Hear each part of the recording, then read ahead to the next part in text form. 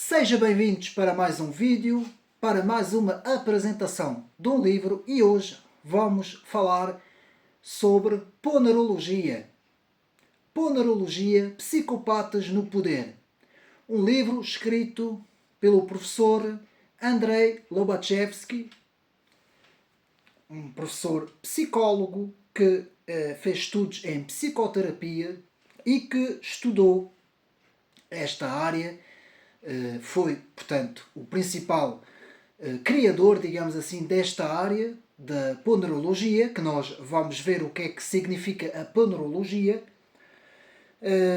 Portanto, que a sua definição pode-se dizer, segundo as palavras do professor Andrei Lobachevsky, que é um estudo sobre a natureza do mal na esfera política. Ou seja, estudar o mal, a natureza do mal, dentro da área da política. Ou seja, os grupos políticos, os grupos que estão no poder, e é precisamente este estudo que Andrei Lobachevsky fez neste trabalho, um trabalho que devo de dizer um dos trabalhos mais importantes dentro do estudo, digamos assim, da psicopatia, ou seja, aqui estamos na área dos psicopatas e não dos psicóticos, que é outra coisa. Aqui estamos a estudar a área dos psicopatas em si, mas não em termos individuais, ou seja, fazendo um estudo social, não é? Por exemplo, utilizando um termo que não está muito correto, a sociopatia. Aqui o autor estuda a psicopatia em termos de poder, ou seja, em termos políticos. E vai fazer este estudo muito interessante, tanto o professor que esteve na Polónia e que portanto, esteve debaixo de um governo comunista, teve que sair da Polónia, ele e um grupo de outros investigadores, para ir até aos Estados Unidos para poder, digamos assim, poder editar os seus resultados da pesquisa, junto com estes outros pesquisadores, e é o resultado, depois foi a publicação deste trabalho, que só pôde ser publicado no Canadá, ou seja, o professor Andrei Lobachevsky encontrou uma grande resistência no próprio Estados Unidos da América, nessa altura, não é? E teve de, portanto, publicar os seus primeiros resultados desta pesquisa no Canadá. Dito isto, esta pequena introdução, este professor, Andrei Lobachevsky, dedicou-se ao estudo de desordens de personalidade em líderes políticos, principalmente nos regimes totalitários, que é isso que nós vamos aqui ver. E, meus amigos, devo de dizer, primeiro, parabéns a este trabalho, editado pela CEDET, Vida Editorial, em 2024, que foi um trabalho que foi recomendado pelo professor Olavo de Carvalho, lá dos Estados Unidos, não é? Um trabalho editado na edição Brasil. E também hoje é um trabalho citado por vários autores, também nos Estados Unidos é citado pelo próprio Alan dos Santos e mais autores que citam este trabalho, a importância deste trabalho, para nós então entendermos o que está por trás do mal quando nós falamos nas estruturas de poder. E vamos ver como um grupo, por exemplo, neste caso uma oligarquia, um grupo de pessoas que tenham o poder numa dada sociedade, numa dada nação, pode de facto, que é isso que vamos ver e é um dos resultados da pesquisa, pode de facto também contagiar, digamos assim, condicionar o pensamento da própria população dessa dada sociedade. Ou seja, o que Andrei Lobachevsky aqui nos explica é que estes psicopatas no poder podem criar uma neurose coletiva. Ou seja, as pessoas ficam neuróticas debaixo do poder destes psicopatas. E é isso que nós vamos ver. E antes de irmos à análise do trabalho, meus amigos, isto não é nenhum trabalho de divagação, um trabalho que poderíamos classificar como um trabalho apenas meras suposições ou hipóteses.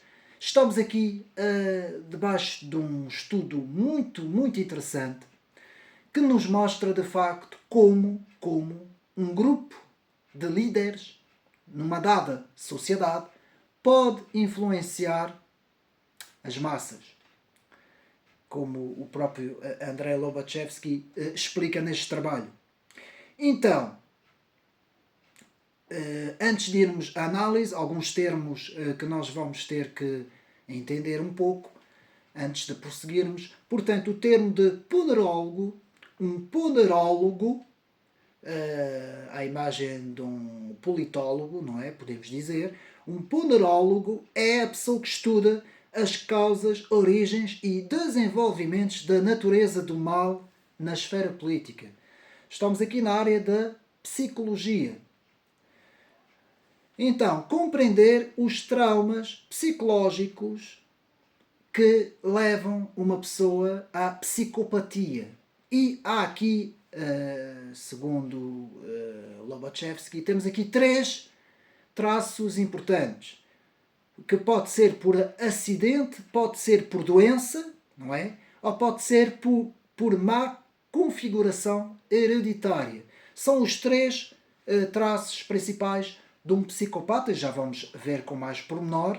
Portanto, tudo isso pode acontecer por esses 3 traços, digamos assim, ou por acidente, sendo um acidente, ou por uma doença, não é? Do foro biológico, não é? Ou então por uma má configuração hereditária, nos diz Andrei Lobachevsky. Agora vamos nos debruçar sobre as palavras do professor. E o professor nos diz que é, de facto, um fenómeno verificável, ou seja, dentro do espaço e do tempo, em termos empíricos, podemos ter aqui o estudo bastante detalhado deste fenómeno que Andrei Lobachevsky nos dá a entender no trabalho que não é muito bem do foro biológico, digamos assim. Faz uma distinção no trabalho entre o psicótico, que é do foro mental e é também do foro corporal, digamos assim, físico, não é? Na área da biologia, e faz-nos a diferença entre o psicopata, que não é a mesma coisa, atenção. E vamos ver isso mais para a frente para podermos então fazer esta distinção. Então, o psicopata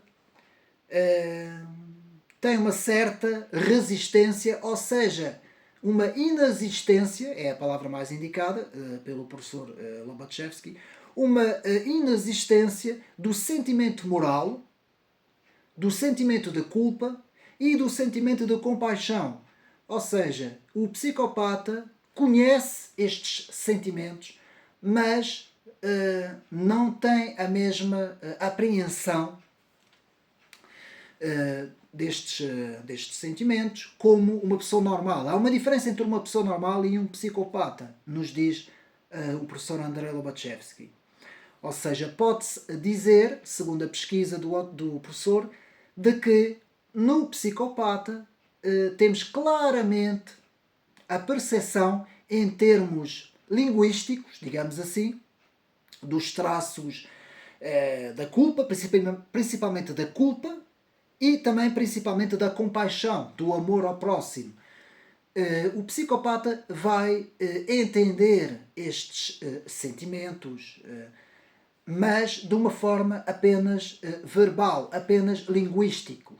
E não vai, portanto, ter a mesma apreensão de que uma pessoa normal, que normalmente essa pessoa, a pessoa normal, tem nos seus traços psicológicos, tem, portanto, estes sentimentos. Consegue diferenciar com muita clareza estes sentimentos, o sentimento da moral, o próprio sentimento moral, não é? O sentimento de culpa, principalmente o sentimento de culpa, e a compaixão. E atenção, Lobachevsky nos diz que muitos seres humanos têm estes sentimentos. Ou seja, muitos seres humanos neste momento encontram-se nesta fase psicopata, digamos assim, dentro da sociedade. Portanto, podemos encontrar muitas pessoas com estes traços. Não é uma coisa insignificante, nos diz o professor. E, de facto, pode-se ver que existem muitos líderes políticos, e até na atualidade, no século XXI, que têm estes traços.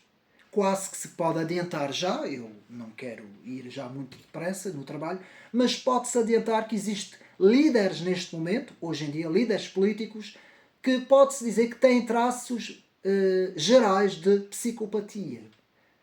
Ou seja, são psicopatas no poder, como nos diz o professor Andrei Lobachevsky, não é? Então, a pessoa psicopata sabe o que é a compaixão e a culpa, como eu disse, mas só consegue saber em termos dos seus significados linguísticos. Ou seja, na própria experiência, essas pessoas não aceitam estes sentimentos, não aceitam, digamos assim, experienciar estes sentimentos em termos empíricos, não é? Esta é uma das melhores definições que nos dá Andrei Lobachevsky, digamos assim, nos traços principais de um psicopata, não é? Porque temos que entender primeiro o que é um psicopata antes de irmos estudar as estruturas do poder, não é?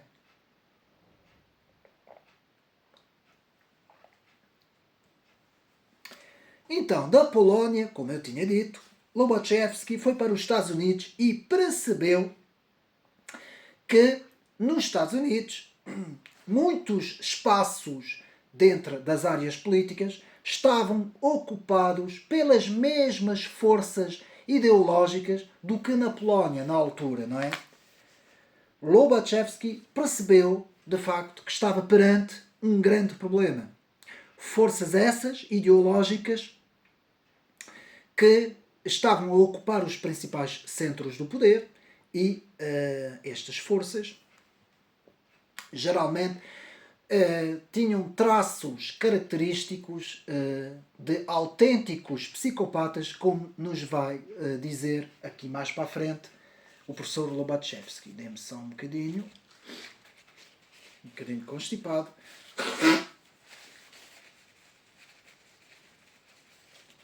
Mas antes de irmos aos traços característicos e aprofundar os grupos de poder, que é isso que hoje vamos fazer, porque estamos na área da ponerologia, o termo ponerologia, vamos entender o que é que significa ponerologia, que é um termo dentro da ciência política.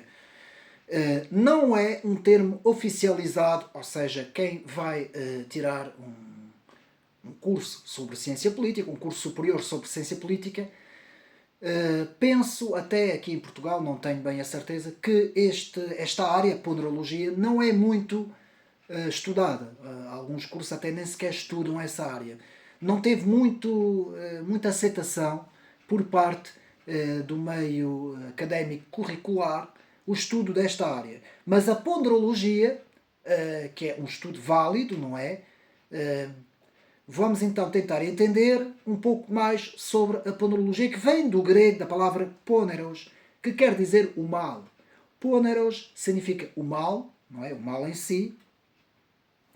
E segundo a definição do professor, que nos diz que existem pessoas que fazem o mal na sociedade. Essas pessoas fazem o mal e têm o poder. São as pessoas que têm o poder. Aqui temos que diferenciar também as pessoas, os cidadãos normais, que podem cometer atos criminais, não é? Na sociedade, mas que são cidadãos normais. Cidadãos normais. E temos que diferenciar os grupos do poder, ou seja, os grupos que têm o poder, que é esta parte que é esta área que o professor Andrei Lobachevsky vai estudar. Então, como é possível que tantas pessoas amem e aplaudam os governos mais perversos do mundo? Ponto de interrogação. A introdução é, portanto, feita pelo professor Olavo de Carvalho, que faz uma excelente introdução E é dele esta pergunta, não é? Como é possível que tantas pessoas amem e aplaudam os governos mais perversos do mundo, com um ponto de interrogação, porquê que isto acontece, não é? Na edição brasileira, portanto a edição canadense tem outro prefácio de uma doutora, que eu agora não tenho aqui o nome, que também faz um prefácio interessante. No caso da edição brasileira, que é a edição que eu tenho aqui, portanto é o professor Olavo de Carvalho. E o professor nos diz que a parcela de analfabetos funcionais, nós conhecemos bem esta expressão que o próprio professor desenvolveu ao longo dos seus estudos, dominam os principais setores da sociedade e os postos mais altos. Reparem bem, os principais setores da sociedade e os postos mais altos, segundo o professor, muitas vezes estão ocupados por pessoas que o professor Olavo de Carvalho denomina de analfabetas funcionais. Portanto, é a maior degradação e abaixamento social jamais visto, na página 9, no prefácio do professor. Então, o livro é o resultado, nos diz o professor, o livro é o resultado de um vasto estudo de pessoas, colegas de Lobachevsky, que nasceu em 1921 e morreu em 2007, que se reuniram e fizeram, portanto, várias pesquisas com vários apontamentos. A maior parte destes apontamentos perderam-se, não é? Praticamente todas essas pessoas foram mortas, morreram, praticamente perseguidas pelo governo comunista na Polónia, e Lobachevsky sozinho conseguiu nos Estados Unidos conseguir reunir uma parte dos apontamentos, porque houve muitos apontamentos que se perderam, e de memória conseguiu, portanto, fazer este trabalho, Ponerologia, não é? Psicopatas no Poder, e é por isso que o trabalho, a ordem do trabalho não é assim muito... Tem uma ordem, ou seja, nota-se aqui que foi muita coisa feita de cabeça, não é? O professor fez muita coisa de cabeça, e o próprio Olavo nos fala disso, não é? Então, foram reunidos e publicados esses vários artigos, vários apontamentos, pela primeira vez no Canadá em 2006 e na versão brasileira pela Vida Editorial de Campinas em 2024. Esta aqui é a segunda edição. Houve a primeira edição, capa preta, e esta aqui é a segunda edição. Ou seja, Poneros, como já vimos em grego, que significa o mal, é um dos principais traços da psicopatia. Quanto maior é a frieza moral, vejam bem, a frieza moral, maior é a habilidade de manipular as emoções das pessoas. Normalmente, o psicopata que está no poder tem uma facilidade grande na manipulação das emoções. Porque ele não sente, como eu disse, as emoções da mesma forma, então ele vai ter uma facilidade em manipulação das emoções. Manipular as emoções das outras pessoas. Então, pode-se dizer que o discurso comunista, aqui nos diz Olavo de Carvalho, o discurso comunista, pró-comunista, criptocomunista, como muito bem Pascal Bernardin no seu livro o Maquiavel Pedagogo nos diz, não é? Os criptocomunistas, os comunistas, os esquerdistas, os socialistas têm baseado a sua análise na exploração da compaixão e da culpa. Exatamente os traços psicológicos do psicopata, aqui na página 11. E, meus amigos, devo de agora dizer, a título pessoal, de que quando nós analisamos uma certa esquerda, uma certa nova esquerda, nós conseguimos entender certos traços de psicopatia. Eu há pouco tempo vi um documentário sobre umas fulanas, é assim que eu vou denominar, eram americanas, acho eu, ou até do Canadá, agora não me recordo do documentário, nem me recordo do nome do documentário, peço desculpa. E essas fulanas faziam parte de uma organização contra a vida. Essa organização era mesmo contra a natalidade, vejam bem. Eles até se autodenominavam antinatalidade, grupo para a liberdade, antinatalidade. Era qualquer coisa assim, agora não me recordo, podem pesquisar, anti-liberdade, antinatalidade, agora não me recordo. E aparecia no documentário, apareciam essas fulanas, e elas diziam temos que fazer tudo para o ser humano não se reproduzir. Isto, meus amigos, nós estamos aqui já, e o fenómeno woke também tem esses traços, nós aqui já estamos no foro, já estamos mesmo no foro da psicopatia. Porque isto já é algo que transcende já a racionalidade do ser humano. Isto já é uma psicopatia mesmo. E é exatamente isso que Lobachevsky nos diz. Portanto, só um grupo de psicopatas consegue dominar uma sociedade desta forma, fazendo entrar certos traços da sua própria personalidade, contagiando as populações, tornando as populações neuróticas, que é isso que também o professor nos vai dizer. Então, primeiro, há aqui 3 traços importantes que vamos ver, nos diz o professor Olavo, na introdução. Só um grupo, um conjunto de psicopatas, consegue dominar uma sociedade e tornar essa sociedade neurótica. Segundo ponto, a insensitividade, é assim que o professor fala, a insensitividade moral domina a sociedade e o próprio tecido das relações humanas. Portanto, a sociedade se torna insensível a certas causas morais, digamos assim. Terceiro ponto, a população geral aceita tudo, se tornando até histérica. E vamos ver um termo mais para a frente que eu vou falar sobre isso. Portanto, essa própria população se torna histérica quando confrontado com estes resultados desta psicopatia na sociedade. Então, o elemento mais característico do trabalho do autor é o conceito geral para uma nova disciplina científica, que nós vimos, a ponerologia, ou seja, estudo interdisciplinar dos fenómenos patológicos relacionados com o poder político na sociedade.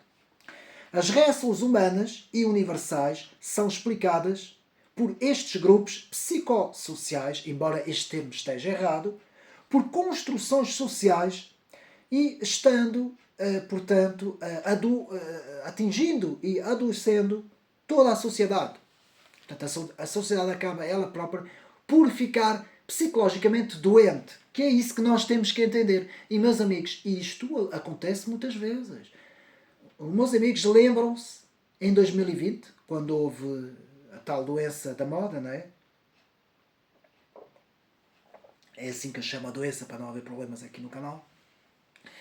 Nós chegámos a ver situações, autênticas situações de psicopatas mesmo. As pessoas estavam-se a tornar completamente psicopatas, andando com aquelas restrições todas, e as pessoas acabavam por portanto, acusar-se umas às outras, não é? Se alguém não seguisse, digamos assim, estas novas restrições, essa pessoa era logo posta de parte, era logo vista como alguém que estava a infringir o novo normal, não é? Aquilo era chamado o novo normal, não é?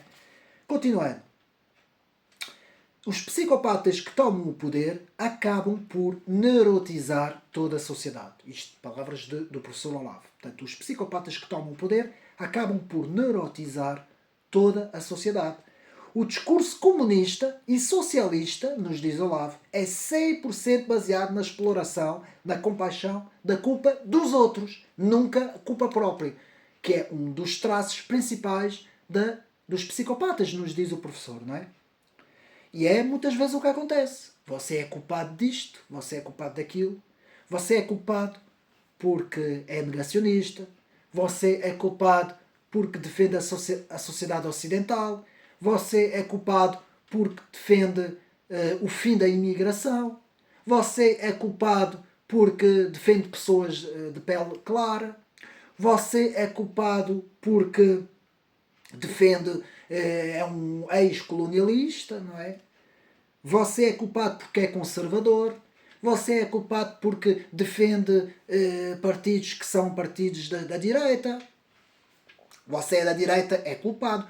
Tudo isso que eu estou a dizer são os traços característicos de um psicopata que chama essas coisas todas aos outros. Meus amigos, vocês estão-se a rir, mas é a realidade. Muitas vezes estas pessoas da esquerda e da extrema-esquerda já estão numa situação de psicopatia mesmo. Elas são psicopatas, mas elas tornam-se psicopatas porque elas caem naquilo que é a paralaxe cognitiva, que eu vou explicar isso depois, que depois eu irei fazer um anúncio sobre um curso que eu vou dar.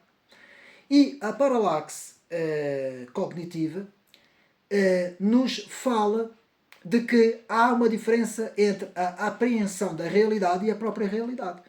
E estas pessoas já não conseguem ver a realidade como ela é. Elas vão criar um mundo fictício na mente destas pessoas e aquilo que elas vão dizer não é aquilo que elas veem ou que elas sentem. É o discurso que elas vão ter, elas vão atrás desse discurso e vão criar a realidade com base no discurso que elas vão ter. Se eu for um psicopata desta nova visão esquerdista, e se eu disser que a sociedade é toda racista, por exemplo, não é?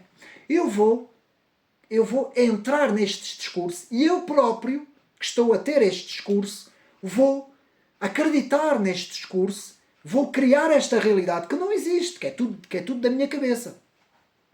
E vou-me tornar um psicopata dentro deste registro. Estão a perceber? É exatamente isso que o professor aqui nos diz. Então, o psicopata não sente a compaixão nem a culpa. Ele não sente essas coisas. Ele manipula essas coisas nos outros, mas ele não sente essas coisas. Normalmente essas pessoas são muito frias, muito tecnicistas, muito frias, muito isoladas, fazem as coisas, não têm remorso, não têm culpa, não têm compaixão. Não. São autênticos muros gelados, não é? Digamos assim, que atuam na sociedade. Isto existe, meus amigos. Atenção que essas pessoas existem. Então, aqui nos diz o professor Olavo, o psicopata histérico não diz o que sente, mas passa a sentir aquilo que diz. Estão a perceber aquilo que eu estava a dizer? Então, Ponerologia é um dos livros mais importantes na página 17. É um dos livros mais importantes jamais escritos no estudo deste assunto, não é? Aqui na página 17. E depois chegamos ao chamado mal macrosocial. O que é que isto quer dizer?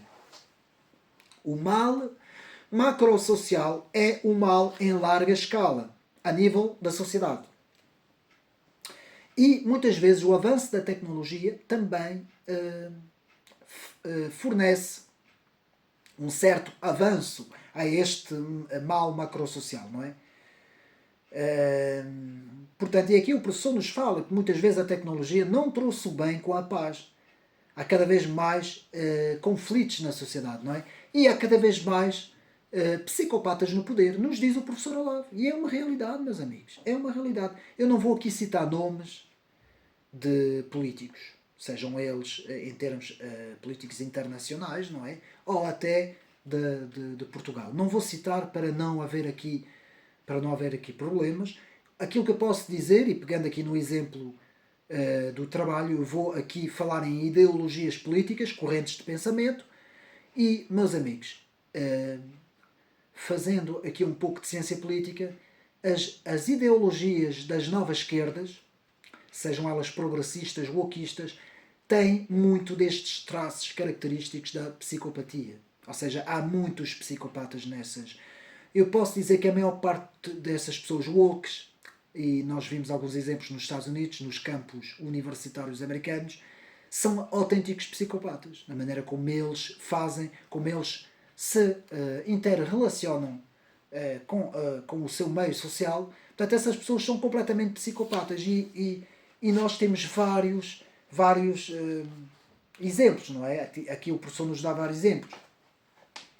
Portanto, este grupo de pesquisadores, que eram todos colegas de Lobachevsky, iniciou o estudo a partir de um fenómeno psicológico e característico da personalidade humana, que é o narcisismo. Ou seja, a parte do narcisismo. Nós vemos muitos líderes políticos hoje que têm isso. Muitos. E o narcisismo é um traço da psicopatia. Página 22. E aqui Olavo nos diz, um grupo de narcisistas causa muito mais danos que um psicopata isolado. Aquilo que eu estava a dizer ainda há bocado. Há muita gente na sociedade que tem problemas psicológicos, mas estão isolados.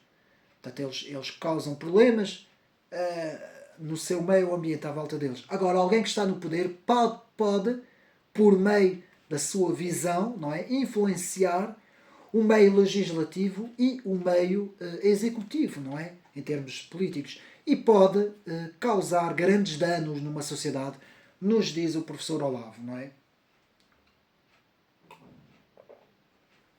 Isto por não dizer que existem também os grupos, os lobbies, os grupos lobistas e também os grupos de pressão, que, atenção, também há muita gente psicopata nestes grupos. E aqui o professor nos dá o exemplo, até o professor Olavo de Carvalho, está aqui no trabalho, não é? Para não haver aqui problemas. O professor nos fala do estudo, o estudo do discurso LGBTista. O discurso LGBTista é um bom exemplo, por exemplo, desta psicopatia, do estudo desta psicopatia. E o professor Olavo nos diz que normalmente estes grupos buscam a impossibilidade da contradição do discurso moral. É um dos primeiros traços característicos destes grupos que citei. Portanto, a questão da falta de consciência coletiva, já vimos, é mais perigosa do que qualquer doença mental individual, fazendo outra vez a diferença entre o individual e o coletivo. Portanto, a consciência, sem a consciência, sem ela, portanto, tudo é permitido, nos diz Olavo. Reparem bem, tudo é permitido. Isto baseado no estudo do trabalho do professor Lobachevsky. Não é? Aqui citando Robert R., citando este autor, que afirma que há muitos psicopatas que são também antissociais, mas parece haver muita confusão entre psicopatia, transtorno de personalidade antissocial e sociopatia. E aqui o professor vai tentar fazer uma diferenciação destes termos, de todos esses termos. Peço desculpa, mais uma vez. Portanto, Andrei Lobachevsky aborda o problema do psicopata e a sua contribuição significativa para os nossos males macrosociais, bem como a sua habilidade de atuar com éminence grise, que é uma expressão francesa, eminência cinzenta, não é? Por detrás da estrutura da nossa sociedade, página 30. E o professor nos diz que, de facto, hoje, no século XX, no próprio século XXI, existe uma tendência de normalização desta psicopatia no poder. Porquê? Porque isto é feito de uma tal forma, progressivamente, que muitas vezes as populações não se dão conta que autênticos psicopatas comandam a própria sociedade. E nós vamos ver exemplos históricos que eu vou dar. Eu vou dar nomes mais para a frente, como eu disse, eu não ia falar de ninguém do século XXI, mas eu vou dar nomes de alguns, por exemplo, alguns políticos que tiveram no poder em alguns países no século XX e até noutros séculos anteriores. Eu vou dar alguns nomes para nós podermos fazer a análise ponerológica deste trabalho, não é? Então, a introdução. Agora chegamos ao trabalho mesmo do professor Andrei Lobachevsky. Então, a introdução. E aqui vamos estudar o termo de transpersonificação. Vamos ver o que é que isso significa da transpersonificação, portanto, ou seja, a transcendência da pessoa, ir além da personalidade ou da sua própria identidade individual. Portanto, é uma mudança da identidade, é uma transformação profunda que acaba por ser uma transpersonificação da sua própria personalidade. Isso é importante estudarmos isso para compreendermos o fenómeno panorológico aqui, não é? Então, o livro abre sobre o assunto com a psicopatologia, ou seja, o psicopatológico, o síndrome psicopatológico. E Lobachevsky nos diz uma coisa estranha. Quando o grupo iniciou a pesquisa, primeiro lá na Polónia, eles foram logo vítimas de uma pressão muito grande por parte do governo comunista, que lá estava, E, estranhamente, nos diz o professor, estranhamente, desapareceram os livros todos da biblioteca da universidade onde eles andavam a fazer, portanto, a investigação. Estranhamente, desapareceram os livros todos. Todos os livros que falavam na psicopatologia e no próprio síndrome psicopata, todos esses livros desapareceram da biblioteca. E Lobachevsky então anotou, não é? Anotou isso, achou muito estranho e começou a ver que havia um certo silenciamento para esta pesquisa, que mais tarde se deu também nos Estados Unidos. Quando o professor Lobachevsky foi para os Estados Unidos e tentou lá fazer, portanto, digamos assim, o arranjo das notas e de todos os artigos que tinha, não é? Que já não estava com aquele grupo de pesquisa, estranhamente todo o projeto foi bloqueado. Ele foi destituído da universidade onde estava, teve que ir trabalhar novamente para a área da psicologia, não é? Exercendo a área da psicologia para poder sobreviver, ele e a sua família. E, estranhamente, os poderes nessa altura, os poderes democratas, do Partido Democrata, impediram, portanto, as investigações de Lobachevsky, que essas investigações tivessem a luz do dia, não é? E o próprio Olavo de Carvalho, salvo erro, num vídeo qualquer, não me recordo, que eu vi recentemente, fala-nos de que o próprio Zbigniew Brzezinski, que era, portanto, um dos homens, o braço direito do... agora não me recordo qual era o presidente, se era o Jimmy Carter ou se era... Bom, não interessa. Zbigniew Brzezinski, não é, bem conhecido geopolitólogo norte-americano, que escreveu o livro O Grande Xadrez, salvo erro, em que nos fala em termos de geopolíticas das estratégias para conter o avanço na altura da União Soviética, não é? Que foi um livro muito importante, não é? Zbigniew Brzezinski, que é considerado com Henry Kissinger um dos geopolitólogos, como disse, e geoestratégicos mais importantes norte-americanos, dentro da visão da Stanford também, não é? Hoje muito bem representado por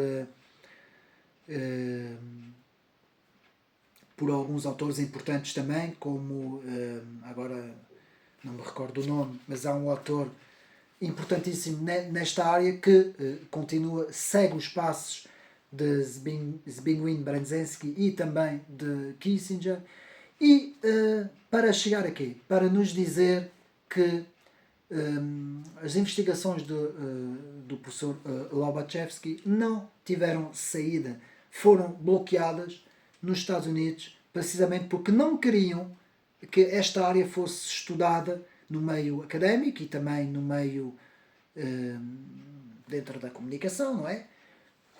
Por causa dos resultados, não é? Porque Lobachevsky chega à conclusão de que toda a esquerda ideológica está mergulhada nesta patologia, não é? Que acaba por não ser uma patologia, que é mais uma, digamos assim, é mais em termos de atitude, não é? Uma atitude do próprio psicopata em buscar ter o poder a todo custo. Mas para dizer, portanto, que é isso mesmo que nos fala o professor, não é? Estranhamente houve um bloqueio também lá na Polónia, e depois também volta a haver este bloqueio nos Estados Unidos, e Lobachevsky percebe que todos os espaços políticos, já nessa altura nos Estados Unidos, estavam a ser ocupados por essa esquerda, não é? Por essa esquerda ideológica, e que não deixava, portanto, a investigação prosseguir. E foi por isso que o livro saiu no Canadá depois, não é? Saiu depois no Canadá, porque lá o professor conseguiu, portanto, chegar às suas investigações, não é? Então, para antever as atrocidades da história, como, por exemplo, os campos bem conhecidos, os Gulag, da União Soviética, ou os próprios campos de concentração da Alemanha, para compreender este fenómeno, temos de entender a psicologia clássica de como um indivíduo inteligente, chega ao poder em termos de com traços psicopatas, com um déficit muito grande de emoções humanas. Ou seja, não sente as emoções, mas consegue manipular muito bem essas emoções em termos de massas, não é? Para conduzir um campo como este. Foi isso que aconteceu, portanto, com o nacionalsocialismo e com o comunismo, não é? Já vamos ver isto mais para a frente. Exemplos de vários autores, como Arthur Koestler, Gustav Grudzinski, Smigleksky, são nomes assim um bocado complicados, que escreveram volumes de livros, portanto, grandes volumes, sobre o sofrimento humano e sobre o que está por trás de todo esse sofrimento humano em termos de psicopatia. Então chegamos também ao termo da etiologia, portanto, a etiologia que estuda as causas das tragédias humanas e do mal e a sua origem. A etiologia, que é a ciência que estuda as causas e as origens das coisas, se debruça sobre a origem. E, enquanto que a ponerologia vai estudar a origem, mas a origem do mal, como nós vimos, não é? Ou seja, estudar o início das coisas, a gênese das causas primeiras, não é? Que é importante. Então, qual é o verdadeiro centro do poder, nos diz Lobachevsky? Qual é o verdadeiro centro do problema, digamos assim, do problema e do poder, não é? Deste poder? São as leis gerais de origem do mal, página 50. Rastrear os mecanismos comportamentais do mal, nos diz, portanto, Lobachevsky. Manter a mente sob o controlo, calma, tranquila, sem paixões, fazendo um exercício intelectual para entender a origem do problema. Então, o objetivo é traçar. Portanto, eu estou agora a ler as notas que eu tirei do trabalho, não é? O objetivo é traçar os processos da ponerologia. Saber por onde podem nos conduzir e quais são as ameaças que podem oferecer no futuro às sociedades. Página 50.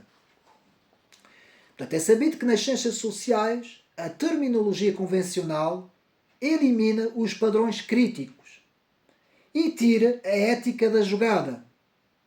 Em ciências políticas, isto leva a uma avaliação da sobrevalorização dos fatores que descrevem a essência das situações políticas quando o mal está no centro. Que é o que faz a ponerologia. Ou seja, a ponerogenese, mais uma palavra, dos fenómenos macrosociais. Ou seja, o mal em larga escala, página 57. O fenómeno macrosocial que se denomina patocracia. E isso é importante, esse termo, patocracia, porque nós vamos ter um capítulo no livro só a falar de patocracia, que já vamos ver com mais pormenor. Então, alguns conceitos indispensáveis. O segundo capítulo, portanto, nós temos que ter alguns conceitos indispensáveis. Eu vou beber mais um bocadinho de água, dê-me só um bocadinho. É importante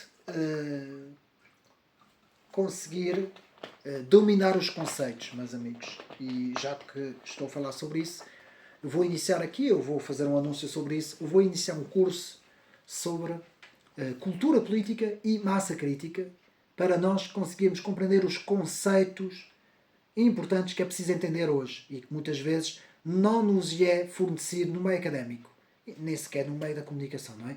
E eu vou fazer este curso, depois darei mais informação sobre isso. Mas chegamos então ao capítulo 2, alguns conceitos indispensáveis. Então, em uma civilização deficiente de conhecimento psicológico, indivíduos hiperativos, motivados, encontram fácil identificação com a consciência insuficiente desenvolvida de outras pessoas. Tais indivíduos sonham em impor o seu poder. Infelizmente, é uma sociedade psicologicamente ignorante, que é o que acontece hoje. Sonhos desses muitas vezes se realizam, nos diz Lobachevsky. Portanto, isto é importante perceber o que é que o autor aqui nos está a dizer.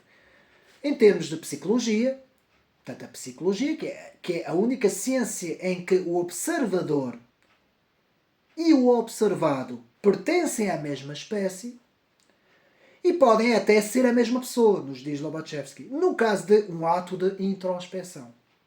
É por isso que surgem equívocos, fazendo surgir problemas por causa da ausência de distância entre um e outro. Isso existe muitas vezes no meio psicológico, meus amigos. Principalmente para quem exerce esta profissão, não é? E aqui, falando do behaviorismo, os behavioristas, que é uma ciência importantíssima do século XX, que, portanto, se baseia no estudo do comportamento. É uma escola de psicologia fundada por John B. Watson, que nasceu em 1878, morreu em 1958, cuja proposta era estudar o indivíduo humano pelo seu comportamento observável, apenas no que pudesse ser fisicamente analisado e mesurado, nos diz aqui Lobachevsky, portanto, em termos do behaviorismo.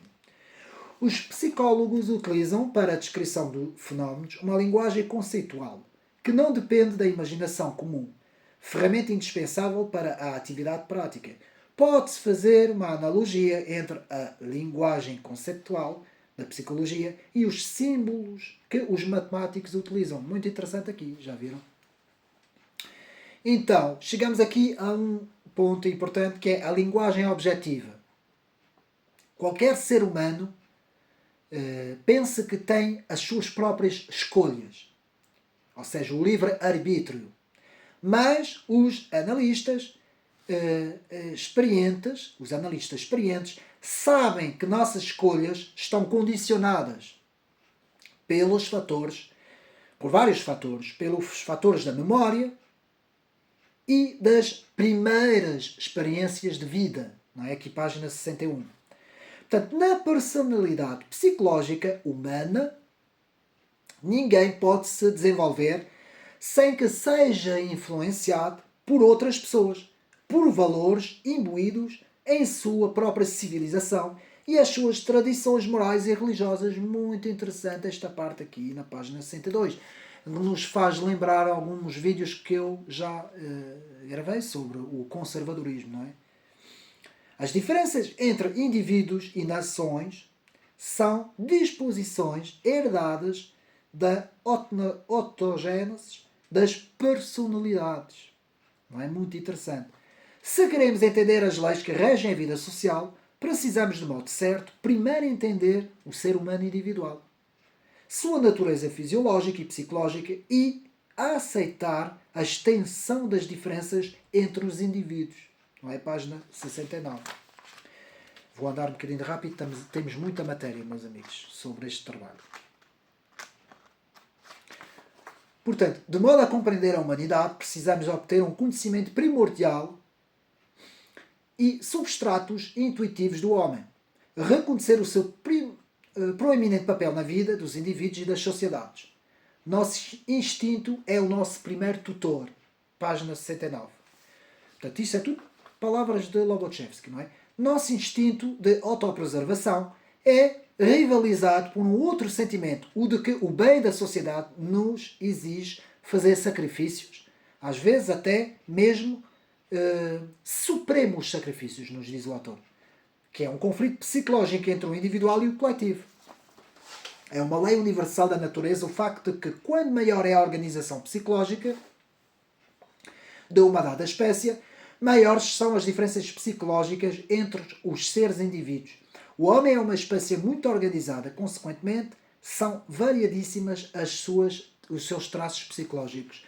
A igualdade do ponto de vista das leis humanas é desigualdade do ponto de vista das leis da natureza, nos diz aqui na página 75.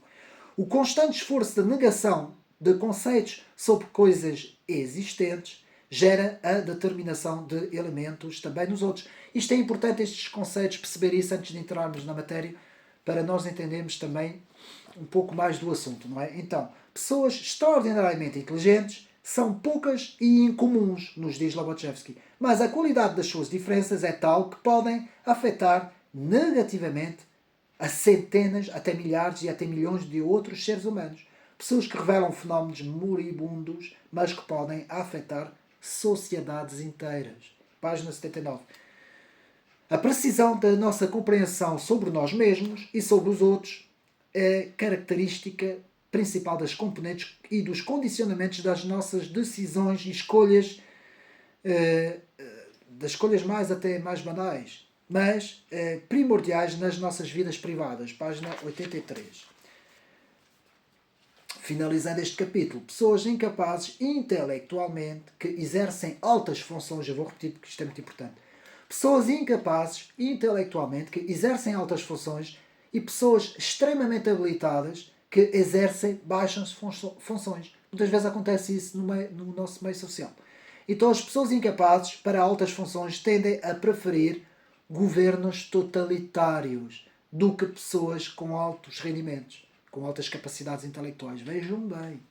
Por isso é que muitas vezes há sociedades inteiras governadas por autênticos, como vemos, por exemplo, no Brasil é o caso mesmo. O Brasil é um caso muito típico disso. Então, ponto 3, o ciclo histeroidal. Portanto, é importante esta palavra, porque isto é um dos aqui capítulos mais importantes do livro. Portanto, o ciclo histeroidal. Vamos ver o que é essa palavra histeroidal. É assim que se diz. Histeroidal, portanto, o ciclo histeroidal, e vamos ver a palavra histeroidal, o que é que ela significa. Portanto, estado histeroidal. Determinado estado mental de pavor incontrolável ou excessos emocionais. Medo de pensar sobre a verdade. Medo da verdade ou medo das pessoas sobre as coisas desagradáveis. Página 97. Meus amigos, isto aqui é importantíssimo para entender o resultado desta casta psicopata, do poder que ela tem numa sociedade. A própria sociedade fica neurótica, fica neurotizada, digamos assim, e entra neste estado histeroidal. Fica uma pessoa histeroide. Não sei como é que se diz, histeroidal, não é? Portanto, essa pessoa fica num estado de medo das coisas verdadeiras. Medo de quando alguém diz a verdade, confronta a pessoa com a verdade, essa pessoa até fica com medo. Não quer saber disso. Então essa pessoa foge desta situação e vai tentar reproduzir aquilo que é dito nos meios de comunicação. Ela prefere, digamos assim, seguir o meio mais numeroso, não é? A narrativa da sociedade. Ela prefere seguir a narrativa da sociedade do que ver a verdade. Para ela, se ela ver a verdade e se essa verdade for ao desencontro, se essa verdade for contra a narrativa da sociedade, ela vai ter medo, ela vai cair no estado histeroidal. Esse tal estado histeroidal que o Lobachevsky nos fala. Então, o desvio da deficiência formativa de caráter é uma doença das próprias sociedades, principalmente entre as elites privilegiadas. Página 100. E agora chegamos aqui ao discurso paralogístico. Paralogístico. O que é esse discurso paralogístico? Estou a falar devagar para entendermos.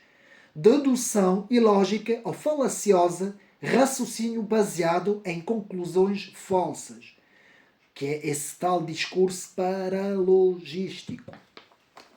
Mas, amigos, é importante esses termos todos para entendermos, portanto, os resultados da pesquisa do professor. E chegamos ao capítulo 4. Aqui para encerrar o capítulo 3 do ciclo histeroidal, entendermos que isto acontece na sociedade. As pessoas têm medo da verdade. A maior parte das populações, muitas vezes, são condicionadas a seguir uma narrativa porque elas têm medo de encarar a realidade. A realidade que é a verdade. E elas caem nas narrativas. Ou seja, toda a sociedade se torna neurótica. Porquê? Porque há um grupo psicopata que tomou o poder. Nós temos que entender muito isso. Aconteceu muito no comunismo, até na Alemanha aconteceu isso. Aconteceu em vários exemplos. Vamos ver agora. Agora vamos entrar, portanto, no estudo da ponerologia em si, não é? Portanto, o estudo da ponerologia, a experiência nos ensina que uma compreensão da essência e gênese do mal faz um uso geral de 3 dados. Aqui 3 dados. Ou, se podemos dizer, 3 áreas. Temos a biologia, temos a medicina e temos a psicologia. Portanto, a biologia, a medicina e a psicologia. Página 109.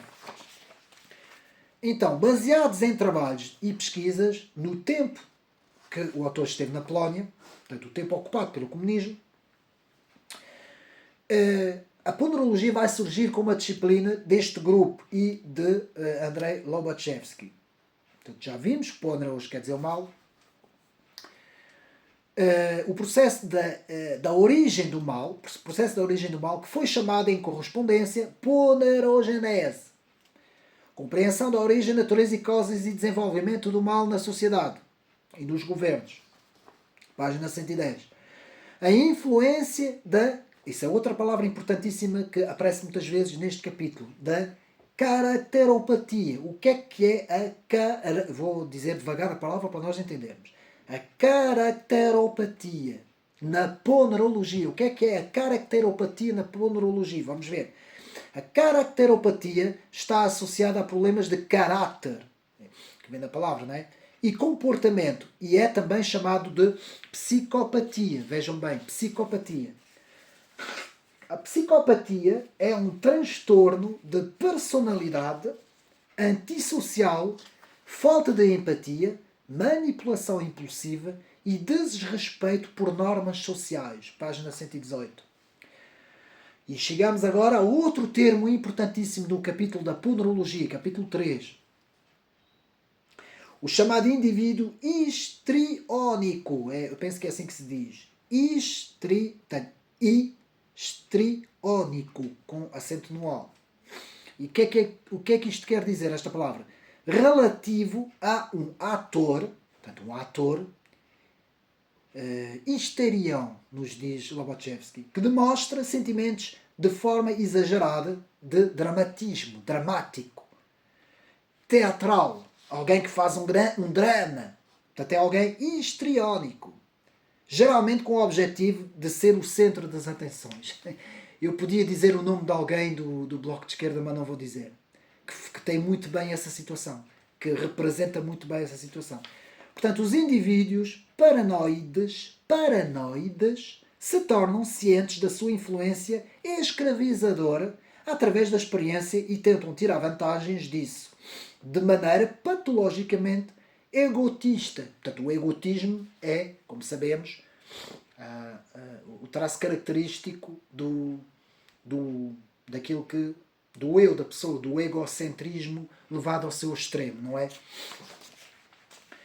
E, muito interessante, Lobachevsky nos fala de Vladimir Lenin e do próprio Stalin como dois exemplos exatamente de seres, de personalidades exatamente psicopatas. Ele chega mesmo a dizer que essas pessoas eram psicopatas mesmo. Os traços característicos, a frieza destas pessoas, o calculismo dessas pessoas, a forma de atuar dessas pessoas, extremamente perfeccionistas, que não tinham sentimentos, não sentiam culpa, não tinham compaixão, eram pessoas extremamente eficazes, conseguiram praticamente aniquilar tudo o que estava à volta delas. Não é? Então vamos ver, Vladimir Lenin foi o tipo de personalidade paranoide com o egotismo patológico, paranormalismo, ausência de autocrítica e ausência de autorresponsabilidade. Exatamente os traços característicos da esquerda, meus amigos. Página 124. Há um livro muito interessante, A Mente Esquerdista também, que fala um pouco sobre a psicologia da esquerda, que eu aconselho os meus amigos. Um dia irei fazer a apresentação no canal. Então, os esquizoides. Meus amigos, apenas aqui uma parte. Como os meus amigos sabem, eu sou formado em História das Ideias, em Filosofia, em Teologia, História das Ideias, História do Cristianismo, principalmente dentro dos domínios da ciência política, da História das Ideias e da Filosofia. Daí que a área da psicologia nunca foi uma área que eu estudasse bastante. Portanto, confesso que poderia ter estudado um pouco mais essa área. Mas é importante, estes trabalhos são importantes porque nos dão algumas noções. Não é? Portanto, quem está no campo da psicologia tem um vasto conhecimento que eu não tenho, não é? E com certeza que vai conseguir dominar os termos e os conceitos de uma forma mais... com mais eficácia do que eu, não é? Mas aquilo que eu quero aqui dizer é, meus amigos, não tenham medo, porque este livro até nem é muito complicado. Está escrito numa forma clara e concisa e precisa também, e nos dá as definições, porque para mim é importante, apenas uma parte rápida, para não perder muito tempo. É importante quando nós estudamos um trabalho de uma dada área, que este trabalho tenha as definições. Quando nós nos deparamos com uma palavra que nós não conhecemos o significado, nós podemos ir ver qual é o significado, com certeza, não é? Mas muitas vezes há trabalhos que nos fornecem os significados. E isso é muito importante, meus amigos. Como aqui, por exemplo, esquizoides. Portanto, pessoas com um padrão de personalidade caracterizado por distanciamento, desinteresse, por relacionamentos sociais, são pessoas normalmente solitárias, frias, apáticas, indiferentes a tudo. Sabem o que é que o professor nos diz? Karl Marx era uma pessoa destas. Meus amigos, não é por acaso que estas ideologias da esquerda são todas assim. Nós agora estamos a ver como é que as coisas são. Traços do psicopata. Quais são os traços do psicopata? Não sente culpa, não sente remorsos, tem uma visão distorcida do amor. Só sente satisfação para os seus próprios desejos. Portanto, página 142. Baseado na obra de James M. Cord, Psychopathy and Delinquency. Portanto, o inglês não é muito bom, mas dá para perceber. Em qualquer sociedade deste mundo, indivíduos psicopatas criam uma rede ponerogenicamente, é assim que o autor nos fala, ponerogenicamente ativa de conluios comuns. Olhem bem, conluios comuns distantes da comunidade de pessoas normais. Essas pessoas normalmente estão todas juntas. Reparem no caso do Brasil. Eu não vou aqui dizer nomes. As pessoas que estão no poder no Brasil, que estão em várias, neste momento, colocadas em várias posições. Não quero aqui falar, que é para não haver problema também. Não quero aqui criar algum tipo de problema. Mas é muito interessante vermos como estas pessoas são um grupinho de pessoas que estão todas juntas, só se dão com elas próprias. Não se dão com mais ninguém, elas estão completamente, e as famílias delas, obviamente, mas elas estão completamente desfasadas da população. Por isso é que existe cada vez mais uma distanciação, um desfazamento entre estas elites que estão no poder e as populações. Isto acontece também no meio ocidental e na Europa. Em França acontece, bom, então eu não quero falar da pessoa, mas o Emmanuel Macron, penso que é aqui o exemplo máximo que poderíamos estudar aqui na obra de, se o autor estivesse vivo hoje, acho que ele iria fazer um estudo ponerológico só sobre Macron e a sua governação. Por exemplo, dando aqui um exemplo, não é? E há mais. O antigo presidente do Fórum Económico Mundial é outro. A presidente da União Europeia, atenção! Poderia ser feito um estudo ponerológico só sobre essa pessoa. Porque essa pessoa então demonstra mesmo os traços psicológicos principais para o estudo desta disciplina. Estão a perceber? Então, vamos aqui ver traços da psicopatia. Como vimos. Tudo isso. Portanto, não sente culpa, não sente remorsos, tem uma visão distorcida do amor, não sente amor pelos outros, só sente amor próprio, só quer satisfação para os seus próprios desejos. E o que é que este J.M. Cord nos diz? Quais são as pessoas que representam ao longo da história, como exemplos, que podem representar estes traços do psicopata? Quais são os exemplos que nos dá aqui no livro? Vamos lá. Stalin, Lenin, Mao Tse-tung, Pol Pot, o próprio Bigode, para não dizer o nome, Che Guevara, Kim Jong-il, Gengis Khan, o grande Gengis Khan, Robespierre, que matou toda a gente na Revolução Francesa, Átila, o próprio Herodes, o rei Herodes, Nero, que incendiou a cidade, Mugabe, Caligula, o ditador Caligula, Tamerleão, Ivan, o terrível, Hitler, que fazia parte do Bigode, do governo Bigode, e Osama Bin Laden. Meus amigos, apenas alguns, porque há muito mais. Todas essas pessoas que eu acabei de dizer aqui o nome, que normalmente no estudo da história e da ciência política são os chamados ditadores, não é? São todas pessoas com esses traços característicos de autênticos psicopatas no poder. E isto é a versão strong, a versão forte, não é a versão soft. Porque hoje no mundo ocidental também temos a versão soft. Ou seja, o meio tecnocrático da União Europeia, da ONU, do Partido Americano Democrata e alguns também dos republicanos, não é? Toda essa gente, todas essas grandes elites, hoje é uma versão soft. É uma versão soft. Mas em termos de ponderologia, também podemos aqui ver traços de autêntica psicopatia nesta gente toda, que hoje estão nesses tecnocratas, não é? Digamos assim, dentro desta tecnocracia, não é?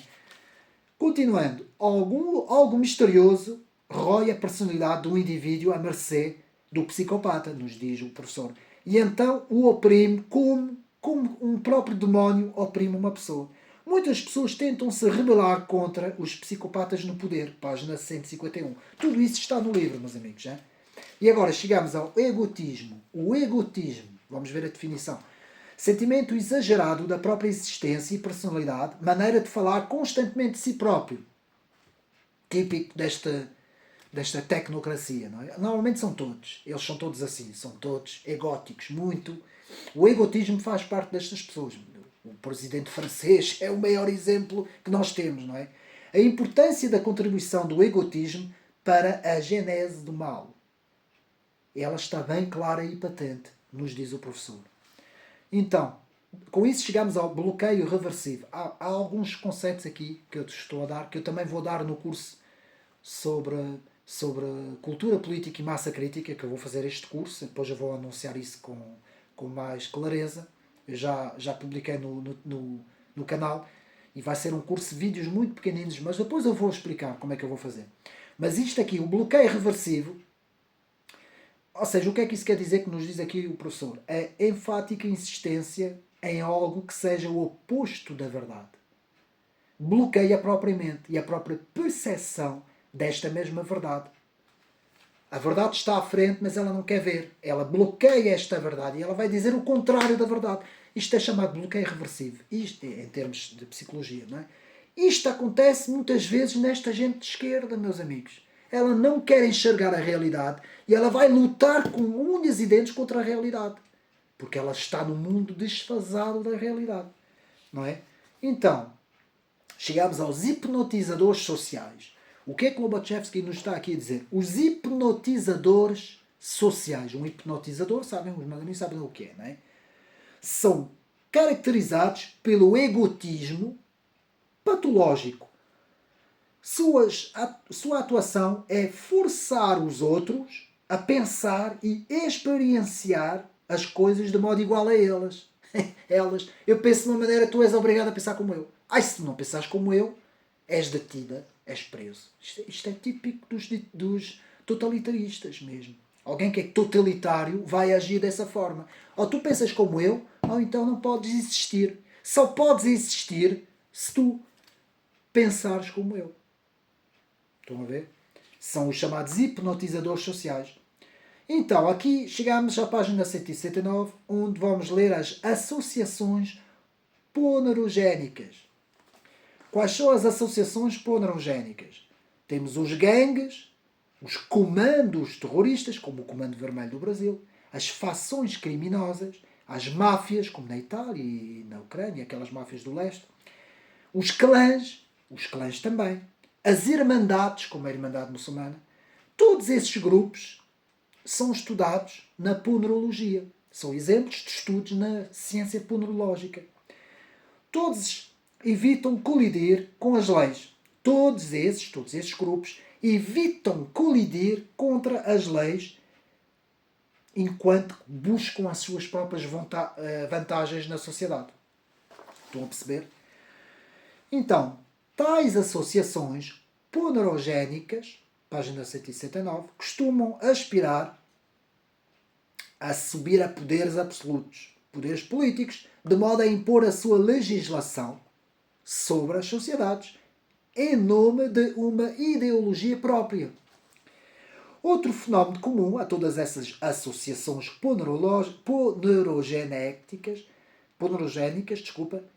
sua concentração alta de indivíduos com diversas anomalias psicológicas, como o egoísmo, o egotismo, o egocentrismo e por aí fora. Chegamos à página 178. Ideologias. Uma associação ponerogénica primária e é formada ao mesmo tempo que a sua ideologia. Vejam bem. Ou seja, quando há uma associação destas, ponerogénica, ao mesmo tempo ela vai formar a sua ideologia. Página 166. Os hipnotizadores sociais precisam das ideologias de modo a submetê-las aos seus próprios objetivos nas populações que elas vão atuar. Então, chegamos à página 180, o processo de ponerização. Contaminação e invasão de conteúdos simplistas, alheios à realidade, privando o grupo de qualquer entendimento sobre a realidade. O grupo aqui, as pessoas, não é? E chegamos aos fenómenos macrosociais. Fenómenos macrosociais, que abrange toda a classe dominante da sociedade ou da própria nação. Página 184. Estado de histerização social. No nível macrosocial, jovens mentes que ingerem hábitos subconscientes de informação negativa e logo transmitem sua história à próxima geração. Isto vai passando de geração por geração. Vejam bem, página 188. Então pode-se concluir aqui no capítulo 4, que a ponerologia estuda a natureza do mal e os complexos processos da sua genese, abrindo assim novos caminhos para combatê-lo. Página 191. Chegamos ao quinto capítulo, que eu ainda há bocado falei que ia falar. A patocracia. A origem do fenómeno da patocracia. O que é a patocracia? E vamos agora à definição do termo. Patocracia. Sistema de governo caracterizado pela dominância de psicopatas, manifestado pela corrupção, controle da comunicação, muito interessante, superação das liberdades individuais e o uso da força ao medo para governar. Página 97. Típico dos ditadores, não é? Karl Marx é o melhor exemplo de uma patocracia. Não sou eu que digo, é Lobachevsky. Vou repetir. Karl Marx é o melhor exemplo de uma patocracia. Ou então Stalin, como a figura mais conhecida deste tipo. Página 197. Quando um grupo de psicopatas toma o poder, patocracia, há uma complexidade de grupos que se encobrem uns aos outros. O tal conluio que eu disse ainda há bocado. E normalmente se afastam dos preceitos morais, isso é logo, eles não querem nada com uma sociedade ética e moral, eles fogem da ética e da moral a 7 pés, como o diabo foge da cruz, não é? Portanto, é isso. Toda a sociedade dominada por psicopatas se torna assim afeta e subordinada a critérios desviantes. É uma minoria patológica que toma o controle sobre uma sociedade de pessoas normais. E atenção, esta sociedade de pessoas normais vai ficar uma sociedade neurotizada. Eles vão ficar todos neuróticos com esta gente, não é? Isto acontece, meus amigos. Eu vejo coisas... Meus amigos, esta gente toda da extrema-esquerda, eles, ao longo de toda a década de 90 e a primeira década do século XXI, não é? De 2000 a 2010, eles conseguiram neurotizar a sociedade inteira portuguesa. Nas universidades, na comunicação social, nos meios culturais, nos meios políticos, enfim, meus amigos. E vimos, hoje temos os resultados nos jovens, porque isto reflete-se depois nas novas gerações, não é? Qualquer coisa que ameaça o domínio patocrático passa a ser considerado profundamente hostil, imoral e inimigo. Lá está, quando vem alguém com um discurso, não, vocês estão todos errados, a realidade é isto, não? Pronto, esse passa a ser o inimigo, que é o que está hoje a acontecer, não é? Página 216. Então aqui, 217. A expansão da patocracia. As ações desses fenómenos afetam toda uma sociedade, pelos líderes e também os próprios subordinados, infiltrando todas as superestruturas da sociedade. Tal e qual, meus amigos. A destruição biológica, psicológica, moral e económica dessa maioria das pessoas normais se torna, para os patocratas, uma necessidade imperativa e biológica. Vejam bem, página 218. Ou seja, numa ditadura patocrática, as pessoas que oferecem resistência ou lideranças precisam ser eliminadas. Estão a perceber? E qualquer um que apele a valores morais e princípios legais deve ser silenciado. É o caso do Brasil, é o caso da cancel culture, do cancelamento. Quando há alguém que é uma voz que se opõe a todo esse sistema, essa pessoa é eliminada, é cancelada, é silenciada. Nos processos ponerogénicos, deficientes morais, falhas intelectuais, fatores patogénicos se cruzam em uma rede casual, espaciotemporal, dando origem a sofrimentos dos indivíduos e das nações. Pois está claro, é o resultado. Página 228. Capítulo 6. Pessoas normais sob regimes patocráticos. Vejam bem. Pessoas normais têm as características da sua espécie normal. Não é? Jamais deixarão de sentir e perceber os fenómenos da mesma forma que os seus antepassados. Os psicopatas não podem entender isso. Por isso é que o psicopata não quer nada com o passado. Ele vai definir como é que as coisas são daí para a frente, não é? Portanto, os psicopatas macrosociais têm programas para subverter as pessoas normais. São programas de transpersonificação. Programas de transpersonificação. Então, valores morais e religiosos, como a antiga herança cultural de uma nação, fornecem às sociedades uma barreira contra a patocracia. Eu vou repetir esta parte na página 248 aqui do livro, porque é importantíssimo, meus amigos. Valores morais e religiosos, como a antiga herança cultural de uma nação, fornecem às sociedades uma barreira contra a patocracia. Página 248. Portanto, a geração mais velha, criada em um país de homens normais, geralmente reage desenvolvendo cognições. A geração mais nova foi criada sob um regime patocrático e sucumbe a dominações cognitivas muito mais facilmente. Eu vou explicar uma coisa. Meus amigos, esta é talvez a parte mais importante deste vídeo. Portanto, prestem muita atenção no que eu vou dizer. Uma geração que viveu numa sociedade com muita liberdade, com um sistema democrático que funcione corretamente, com um Estado de Direito a funcionar corretamente, que é o que se passou aí nos anos 80, nos anos 90. Finais de 70, a década toda de 80 e mais ou menos a década de 90. Em termos gerais, na sociedade ocidental. Normalmente, esta geração, estas pessoas que viveram estas gerações, elas vão viver sabendo que têm a liberdade e conhecem a liberdade que têm. Agora vamos pegar numa geração que viveu debaixo de um poder patocrático, por exemplo, debaixo de uma ditadura, debaixo de um totalitarismo cheio de restrições. Vamos imaginar que aquilo que aconteceu em 2020 tivesse uma extensão de 20 anos. Estou a conjecturar, não é? Mas vamos imaginar que durante 20 anos tínhamos um regime com restrições que as pessoas praticamente não tinham direito a fazer nada, não podiam fazer nada. Não é? Pode existir. Já aconteceu sociedades em que isso aconteceu. Não tanto tempo, mas aconteceu já. Estas gerações que vão nascer neste ambiente, neste prazo que eu estou a dar, neste tempo, nesta era que eu estou a dar, não vão viver naquilo. Vão nascer nisto. Não vão ter a noção da liberdade que os seus antepassados tiveram. Ou seja, quem vive numa...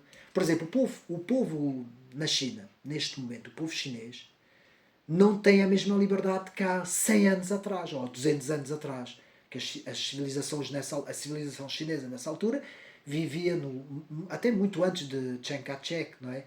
Vivia numa liberdade que hoje não tem. Porquê? Porque hoje é um governo comunista em que eles praticamente todas as liberdades são todas condicionadas, não é? Existe lá o crédito social chinês, como é sabido, existe uma série de condicionamentos, agora ainda por cima nas redes sociais e tudo. E o que é que acontece? As gerações que nascem, que vão vivendo, elas já estão habituadas àquilo. Elas estão habituadas, elas não sabem. Os mais velhotes, aqueles mais velhos, lembram-se da liberdade que tinham no passado, mas agora não. Os jovens não, vivem naquilo, estão habituados àquilo, estão a ver aqui o que é que o autor aqui nos quer dizer. Chegamos ao ponto 7. A psicologia e a psiquiatria sobre regimes patocráticos.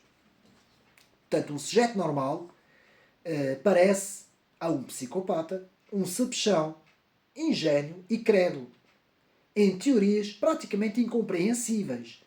Chamá-lo muitas vezes de louco não é assim tão distante. Página 276. Capítulo 8. Patocracia e religião. Parece óbvio que sistemas religiosos também sucumbiram, muitas vezes, a processos ponerológicos ou ponerogénicos e manifestaram os sintomas de uma doença semelhante. Página 282. Sempre que a patocracia emerge em um processo autónomo, sempre que uma patocracia emerge em um processo autónomo, significa que os sistemas religiosos que dominam aquele país foram incapazes de preveni-lo a tempo. Página 287. Capítulo 9. Terapia para o mundo, para esta situação.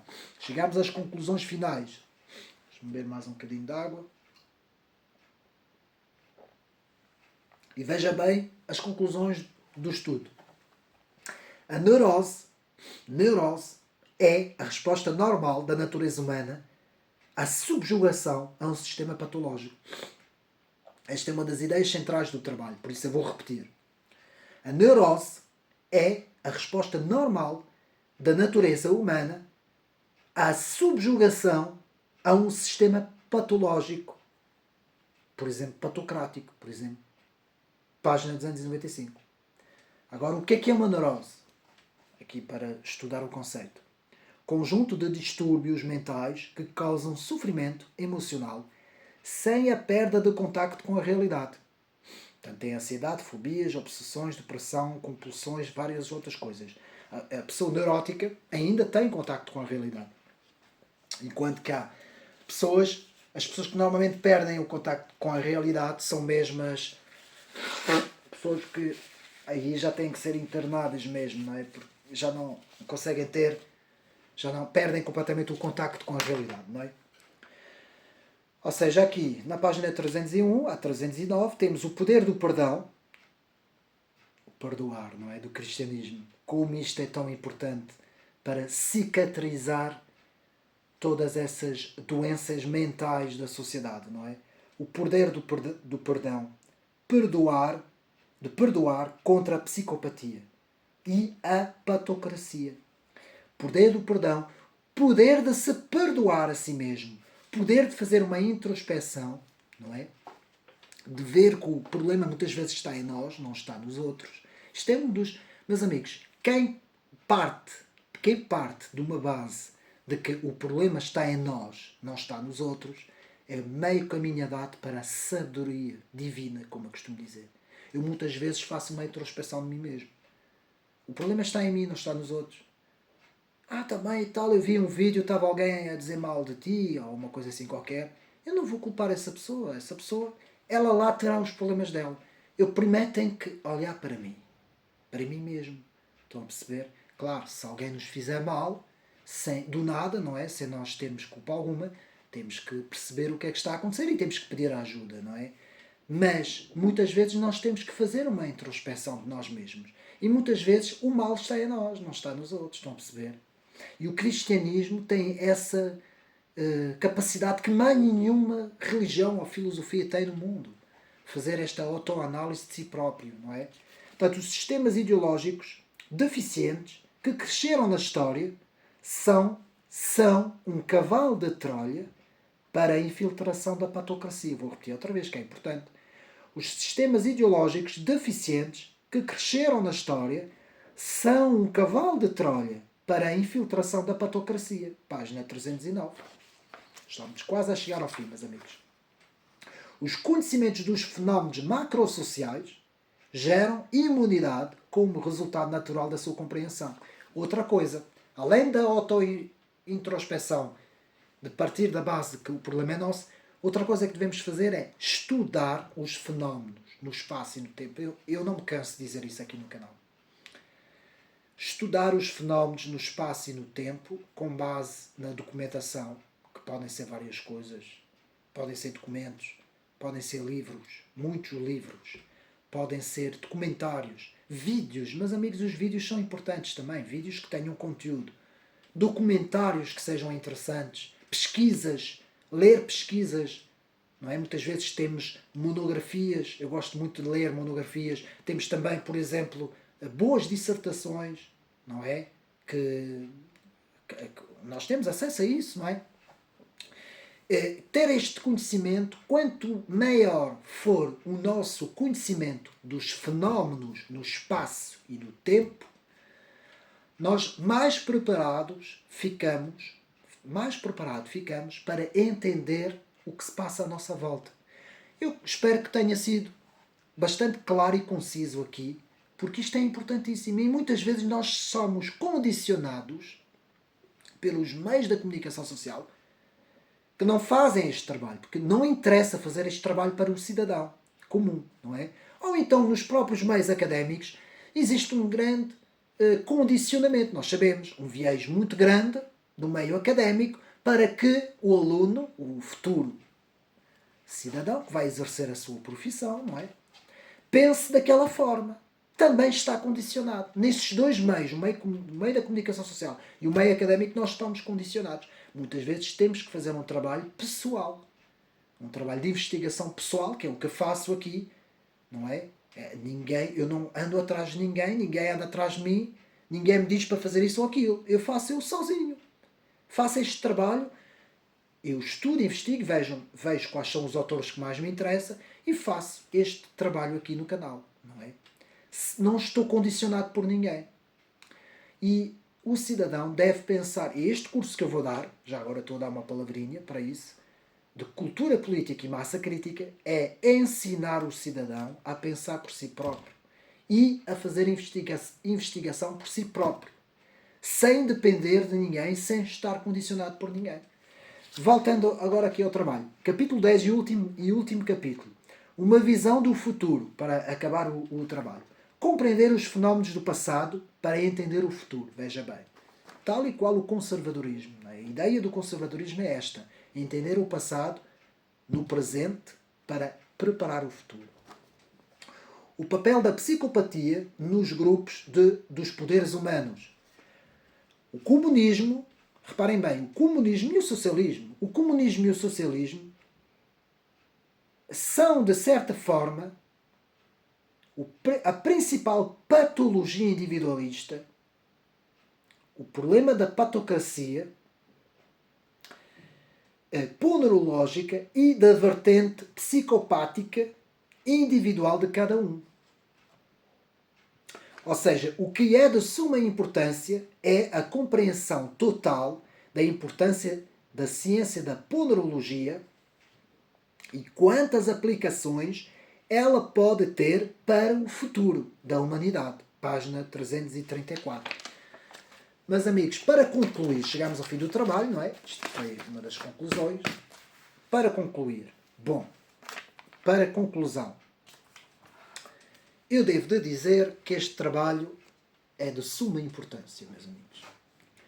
O trabalho, eu falei em muitos termos dentro do estudo da psicologia, não é? Mas não é assim muito difícil de ler, atenção. Eu li isto tranquilo, não tive aqui problemas nenhuns, nem precisei de recorrer a nenhum dicionário, nem nada que fosse, nem nada que seja. E dá-nos ferramentas muito interessantes. Eu acho que esta disciplina, ela devia ser disciplina imperativa para mim, dentro dos cursos académicos, dentro dos vários cursos, seja nos domínios da ciência política, do estudo da ciência política, como no domínio das ciências dentro da psicologia, não é? Porque esta disciplina, que não teve uma grande difusão, digamos assim, não foi aceito, digamos assim, em termos académicos, a pulmonologia,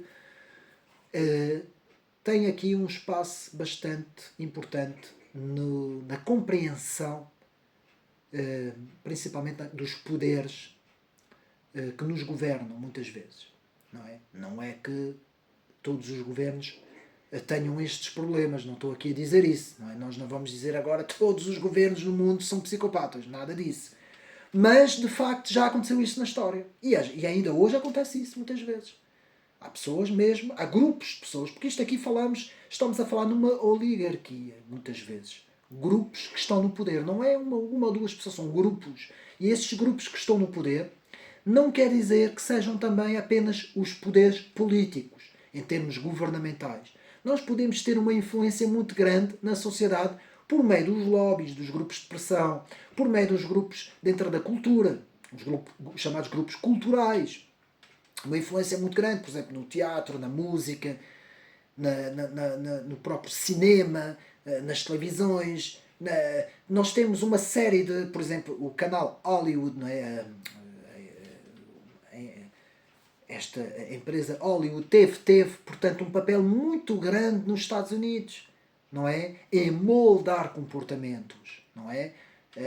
O professor Alexandre Delval, nos seus últimos estudos, nos fala sobre a importância da música nos meios culturais, sobre portanto, como a americanização em termos musicais conseguiu, no pós-guerra, ao longo destes 70 tal anos, conseguiu, digamos assim, condicionar todo o meio ocidental. As próprias nações da Europa deixaram de ter as suas músicas nacionais, as suas músicas tradicionais, as suas culturas tradicionais e foram completamente americanizadas, não é? Isto é um exemplo entre muitas outras coisas que eu podia dar, não é? Não é só da música, há aqui só por exemplo, na questão do vestuário. Nós na questão do vestuário, também nestes 70 tal 80 anos, não é? Pós-guerra, nós fomos completamente, digamos assim, influenciados também pelos Estados Unidos. Isto dando aqui alguns exemplos, não é? E havia uma expressão de... Quem é que dizia isso? Não sei se era Alain, não é? Que nos fala da mundialização feliz, o francês, o intelectual francês que nos fala na mundialização feliz e que nos fala da América Coca-Cola, Nike e calças de ganga, não é? Na altura não havia ainda redes sociais nem telemóveis, ele falava disso, falava dessa americanização demo-liberal, hoje liberal progressista, não é? Que praticamente condicionou todas as sociedades ocidentais. E as sociedades ocidentais, porque é que eu estou a falar disso? Perderam os seus traços característicos culturais. Os seus principais traços característicos culturais foram perdendo a sua força com esta americanização. Isto é um exemplo. Não é? Hoje temos também uma islamização também dos países do Médio Oriente e da Ásia. Em Portugal tivemos uma africanização, de certa forma, não é? Desde os últimos 20 anos, não é? Deixámos de ser tão americanizados e começamos a ser africanizados com as nossas influências que tivemos na história e nas nossas antigas colónias. Tudo isso são estudos culturais que se pode fazer e que se pode retirar também coisas interessantes. Já não tem muito a ver com a pulmonologia, como é óbvio, distanciamos um bocadinho, mas tudo isso é interessante nós compreendermos, tudo isso é para chegar à conclusão de que temos que compreender os fenómenos no espaço e no tempo. E é isso que eu aqui quero fazer neste canal, dar o máximo possível de ferramentas aos amigos que veem o canal para compreendermos os fenómenos no espaço e no tempo. Meus amigos, o próximo trabalho vamos falar de Etienne de la Boétie, a servidão voluntária, que é isto que vamos ver no próximo livro, e também vamos ter também o genocídio ocultado Tidjane Nidiane e o seu genocídio ocultado, portanto uma investigação histórica sobre o tráfico negreiro árabo-muçulmano, que é importante também porque fala-se muito hoje das reparações, da culpabilização ocidental e vamos, uma vez por todas, também arrasar, digamos assim, esta narrativa que não tem ponta onde se pegue, não tem cabimento nenhum esta narrativa, é uma narrativa completamente autoconstruída, não é? Socialmente construída, falando com os termos sociológicos da esquerda, não é? As construções sociais é mais uma construção ideológica da extrema esquerda e da nova esquerda. Para quê? Para ter influência e poder nas sociedades e nos europeus, não é? Então era isso, meus amigos, atenção, vou fazer um pequeno anúncio também, agora não, mas num dos próximos vídeos também, sobre o curso que eu vou fazer, que vai ser muito interessante, vão ser vídeos muito curtos, em que vamos abordar uma série de conceitos, uma série de temáticas, para nós ganharmos ferramentas cognitivas, ganhar massa crítica e ganhar cultura política, que é isso que eu quero fazer. Espero que mais uma vez tenha sido útil aqui no canal Ocidente Nery Livros. Um abraço e até o próximo vídeo.